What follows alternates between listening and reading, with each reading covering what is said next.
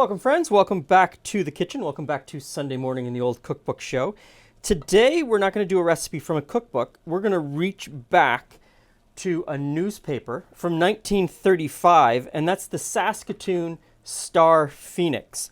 Now, 30 plus years ago, Julie and I dropped out of university for a year and went west and worked at a ski resort called Nakiska in the Canadian Rockies.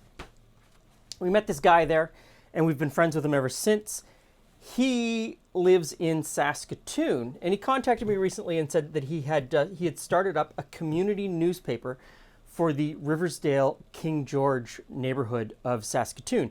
And Riversdale is one of the oldest neighborhoods of Saskatoon. It's probably one of the founding communities. There were 3 founding communities that amalgamated to make up Saskatoon.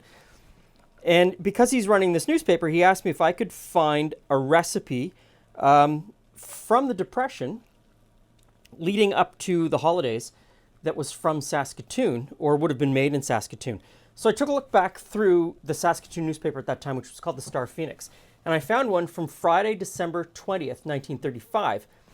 And it's called Christmas Recipe. Fits the bill perfectly. So it starts off by saying, candy fruit cake is a bit rich but good. It's made with. And it goes on to tell you the ingredients. And you're supposed to put the ingredients through a food chopper. So this is the only food chopper that I own. So let's put the ingredients in. It is chopped dates. It calls for shredded citron and candied orange lemon peels. So I've got this candied fruit peel. I'm going to put that in. Brazil nuts. I haven't had a recipe with Brazil nuts in a long time. I haven't had a Brazil nut in ages.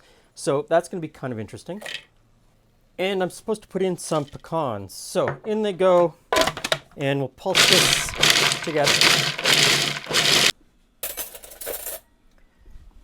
So this is 1935. We're in the middle of the Great Depression, making some things hard to get, both financially and just from a distribution standpoint. But it's also Christmas. And so the idea that someone was using Brazil nuts that came from far away, pecans that came from far away, dates that came from far away, doesn't seem all that odd to me. You want to push the boat out. It's a celebration. It's Christmas time. So this is a bit of an extravagant recipe, but it is for celebration. And I think it also makes really good use of these ingredients in that there's not a lot of each thing, and you could probably pull this together on your limited budget. Next in is 1 tablespoon of orange juice. That is a very small amount of orange juice, and that sort of speaks to the Depression era nature of this recipe. You could probably get together with your neighbors and buy an orange and squeeze out a little bit of juice for everybody. But oranges were also something that showed up in the North around Christmas time, that a lot of people would give as gifts in that celebration. So I'm supposed to mix the orange juice in. Now, in this pot of simmering water, I have some chocolate that I've been melting. And we're supposed to mix that into the fruit and nuts. So, get that all in there. Okay, now the recipe calls for dipping chocolate. Dipping chocolate is also known as couverture, and it is a chocolate that has a higher ratio of cocoa butter to cocoa solids, making it something that will melt more smoothly, something that will set up with a more of a shine or sheen.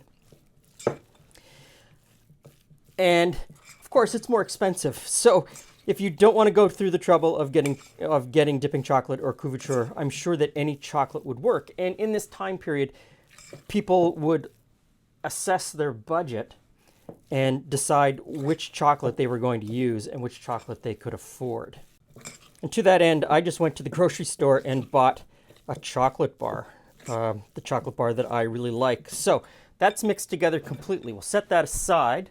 Here I have a pan that is buttered, And we're supposed to put this in, form it, and let it cool. Now, true to form for a 1930s recipe, it just says pack into a buttered pan. It doesn't say what size pan. I chose a 9x9. I kind of thought the 9x9 was going to be too big.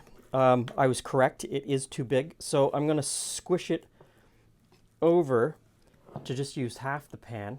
I am imagining at this point that they meant loaf pan, probably loaf pan for baking bread.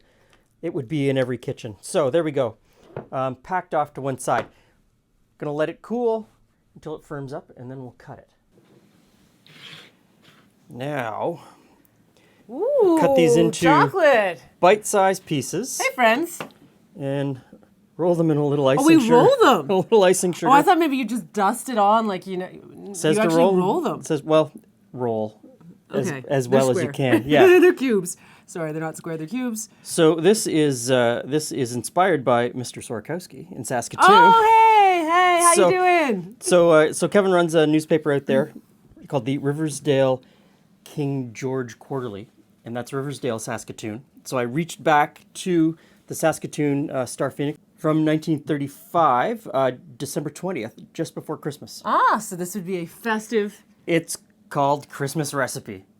Oh, So, that's appropriately. so we're in the named. we're in the middle of the Great Depression, and we're in Saskatoon in the middle of the Great Depression.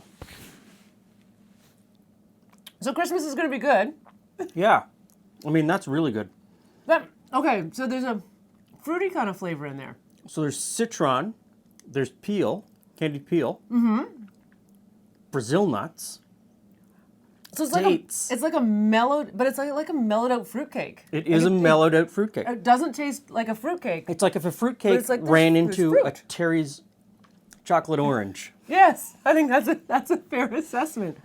And With some icing sugar on top, just yeah. to, you know, make it messy and this would be fabulous. Yeah, on one of those dessert trays or at Christmas time. This is fantastic, and it's one of those recipes that shows people in the Great Depression, in tough times, still wanted to celebrate, and that some of these ingredients would have been expensive, relatively expensive, and in this time period in that newspaper, a lot of the recipes had the actual price for each ingredient that you were going to use. So if you were going to use a quarter pound of butter, it told you that a quarter pound of butter was 10 cents.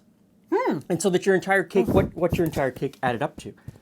So that price consciousness was there in this community in this time period. And you could, in theory, with this kind of a dessert, adjust your recipe knowing what you could afford and What not. you could I'm going afford to put and more not- raisins in, yeah. I'm going to put less orange in. Yes, there was only a tablespoon of orange juice. So you were probably sharing that orange with your neighbors, I would imagine. Maybe. I mean, oranges were still special when I was a kid. Yeah. So, So I think this is a winner.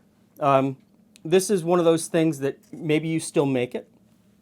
I'm sure that, there's so many holiday recipes that are just stuff in chocolate. I would be fascinated, though, if someone from Saskatoon still makes this and they think that their grandmother got it from that, Got it from that. or their grandfather, whoever did the cooking, got it from that that newspaper. That'd be amazing. So let us know. Let Kevin know. Let the Riversdale King George Quarterly know. Thanks for stopping by. See you again soon. Remember.